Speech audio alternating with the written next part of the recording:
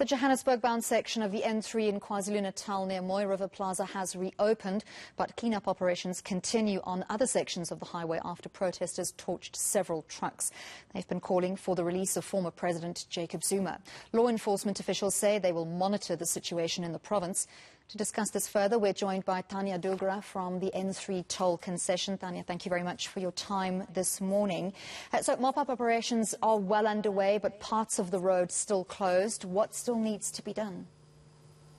Actually, morning, Andy. At this point, the entirety of the N3 has been reopened to traffic, and fortunately, we've managed to reopen all 4 lanes in the Mooi River area. That's good news. There were lots of trucks queuing over the past 2 days at sections where roads had still been closed. Have those blockages and queues been resolved? Yes, fortunately, we started with a bit of diversionary work from last night already, during the course of yesterday, and all of the backlog was cleared fairly quickly. And as soon as the northbound was open, then that obviously cleared the backlog even further. How much damage was done to road infrastructure? And I'm talking specifically about road surface during the torching of those trucks. Well, it's a little difficult to say exactly right now because obviously our focus yesterday was on the cleanup and the recovery operations and getting the roadway reopened to the traffic. We did do some preliminary investigations to ensure that the road surface was safe for road users, but we'll be doing extensive investigations now to ensure what repairs we need to do on the surface. You also have great insight into exactly how many freight vehicles travel this route daily. Are you able to broadly quantify the impact of the closures on business? Well, that number has changed slightly, obviously, due to the impact of COVID. But, in the recent past, we've been seeing vehicles of about 3,500 vehicles an hour traveling per direction per day. On the route, and that's obviously been significantly impacted by this incident and the protests. Yeah. So protests are flaring up. They cause intense damage, and before perpetrators can be arrested, they flee only to reappear somewhere else. You have many employees working on the N3 Toll Concession. That's concession operators, road maintenance crews, emergency assistance crews. Has there been any violence or intimidation towards them by protesters? Fortunately, not directly. There was some interruption that was happening during the cleanup operations, but our staff thus far have not been, subjected to any intimidation. Hope that it stays that way. That's good news to hear. The police are saying that they're monitoring the situation, but so far we've seen no substantial police presence or activity that would likely put a halt to these protests. What have you and your workers seen, and what would you like the police to be doing to ensure the safety of your staff and the infrastructure under your care?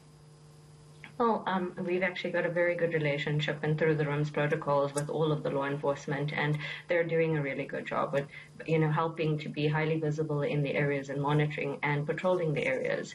At this point, though, it is, you've got to take into cognizance the fact that with the entirety of the KwaZulu-Natal province being under protest action, that it's a bit difficult for them to be everywhere at once. But we've been very fortunate that they have maintained a high visible presence on the N3, and they'll continue to do so. So as long as that partnership is ongoing, I think that we're on the right track. The N3 is an arterial route. It's very important for freight.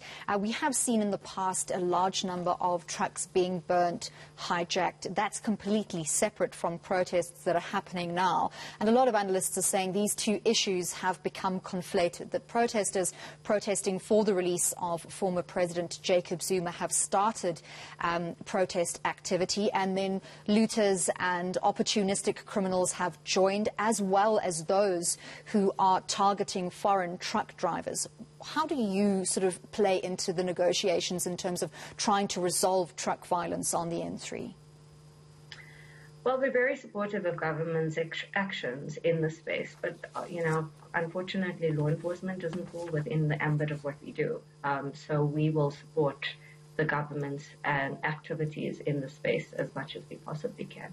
Have you been able to ramp up deployment of crews to sort of monitor road surfaces, assistance crews for any vehicles that might be endangered by people throwing rocks?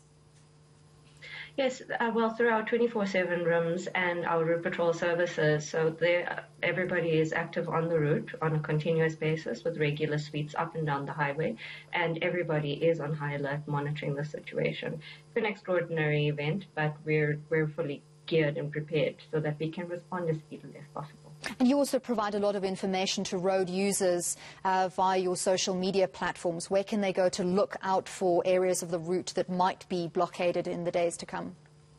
Well, for any route information, road users or travelers can follow us on Twitter at N3 Route, or you're welcome to contact the 24/7 N3 helpline on 0800 634357.